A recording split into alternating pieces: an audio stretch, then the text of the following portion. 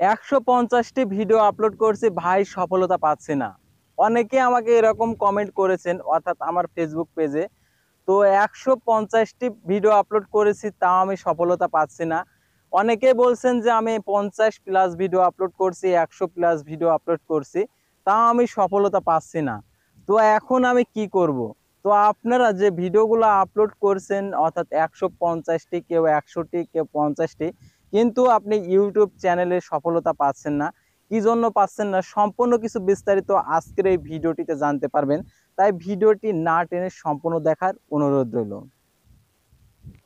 তো সাধারণত আমরা ইউটিউব চ্যানেল ক্রিয়েট করে থাকি শুধুমাত্র ইনকামের আশায়। তো বন্ধুরা, তোমরা অনেক স্বপ্ন নিয়ে, অনেক আশা নিয়ে তোমরা একটি ইউটিউব চ্যানেল ক্রিয়েট করেছো যে তোমরা একজন সাকসেস কন্টেন্ট ক্রিয়েটর হবে।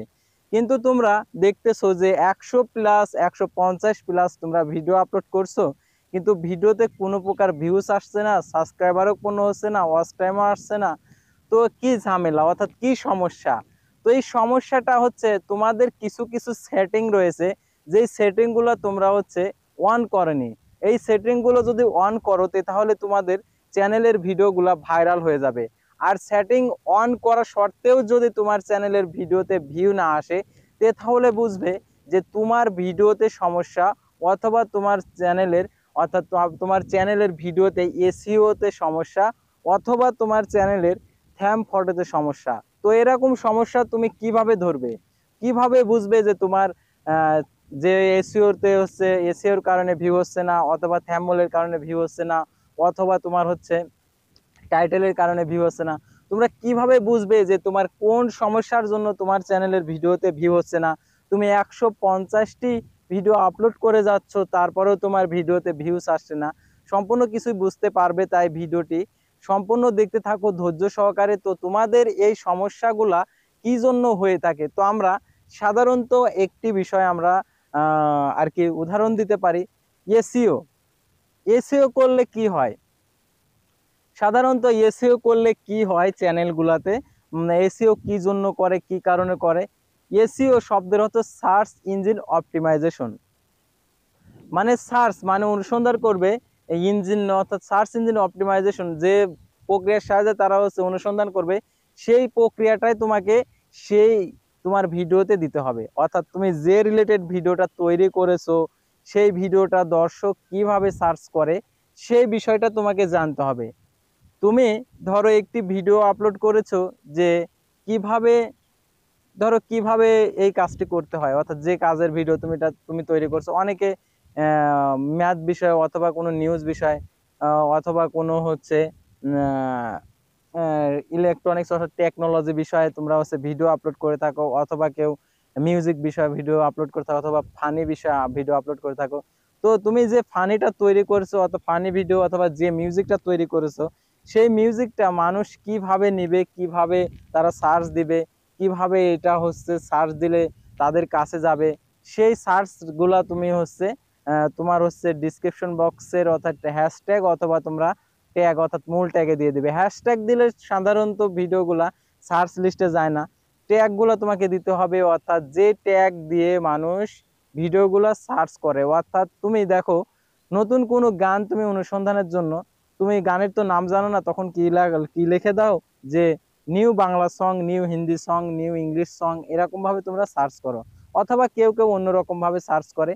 তো তুমি যে সার্চটা দেখো, দর্শকগুলো যেভাবে সার্চ করে, ওই সার্চের যে হচ্ছে কেওয়ার্ডগুলো, এই কেওয়ার্ডগুলো তুমি যদি ঠিকঠাক ভাবে বের করতে পারো, বের করে ট্যাগে যদি তুমি বসিয়ে দিতে পারো। তো অনেকে আসো যে র্যাপিড ট্যাগ থেকে তোমরা কপি করে নিয়ে এসে যেগুলো বসিয়ে দাও, তো এটা আসলে ঠিক না। র্যাপিড ট্যাগ থেকে করে নিয়ে আসলে এটা তো তারা অটোমেটিক্যালি দিয়ে দেয়। আসলে তোমার ভিডিওটা কিভাবে সার্চ করে তারা হচ্ছে পাবে, অর্থাৎ তুমি এটা জানো যে এটা লিখে সার্চ করলে আমার ভিডিওটা 1 নম্বরে হোক 2 নম্বরে চলে যাবে। তুমি ধরো সার্চ র্যাঙ্কিং এর জন্য সম্পূর্ণ কিছু কিওয়ার্ড গুলো সবকিছু দিয়ে দিয়েছো, অর্থাৎ তোমার ট্যাগে। তো ট্যাগে দেওয়া সত্ত্বেও তোমার ধরো এসইওটা ঠিকঠাক আছে, তারপরেও তোমার ভিডিওতে ভিউজ হচ্ছে না। তো ভিউজ না হওয়ার আরো কারণ আমি বলতে পারি। সাধারণত তুমি যে ভিডিওটা তৈরি করেছো, সেই তৈরি অনুযায়ী তুমি টাইটেলটা ঠিক দাওনি, অথবা টাইটেলটা তুমি ঠিক দিয়েছো, ডিসক্রিপশনটাও ঠিক দিয়েছো, ট্যাগও ঠিক দিয়েছো, তুমি ভিডিওতে যে থ্যাম ফটোটা রয়েছে ও অর্থাৎ থ্যাম ফটো, এই ফ্রেম ফটোটা তুমি একদম লো কোয়ালিটির তৈরি করেছো, যার কারণে এটা দেখে অপছন্দনীয়। যেরকম তুমি একটি ধরো দোকানে অর্থাৎ তুমি একটি পোশাকের দোকানে চলে গেছো, তো পোশাকের দোকানে গিয়ে তুমি দেখতেছো অনেক রকম পোশাক রয়েছে, তুমি এর মধ্যে যেটা ভালো সেটাই তুমি হচ্ছে বেছে নেবে না, কিন্তু যেটা যেটা হচ্ছে দেখতে খারাপ ওইগুলো তুমি কখনোই বাঁচবে না এবং পছন্দ করবে না। সেজন্য তুমি যেটা আর কি ভালো সেটাই তুমি হচ্ছে পছন্দ করবে। ঠিক তোমার মতন তুমি যে ভিডিওটা আপলোড করছো, ওই ভিডিওটা অনেকেই আপলোড করছে ওই কোয়ালিটি অর্থাৎ ওই ক্যাটাগরির। তো তুমি ওই ভিডিওটা আপলোড করেছো, তোমার থ্যামটা অর্থাৎ তোমার সেই পোশাকটা নিম্নমানের হয়েছে অর্থাৎ থ্যাম ফটোটা, আর অন্য অন্য জনের থ্যাম ফটোটা খুব ভালো হয়েছে, কোয়ালিটি ফুল হয়েছে, যার কারণে তাদের ওই ভিডিওটাতে ভিউস আসছে আর তোমারটাতে আসছে না।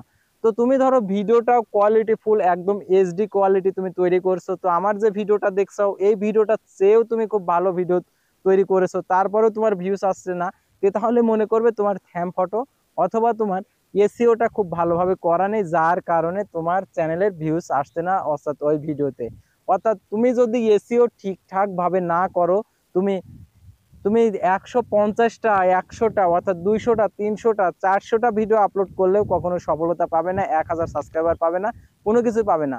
তো সাধারণত ইউটিউব দেখে যে ভিডিওর কোয়ালিটিটা সব দিকে ঠিকঠাক আছে কিনা।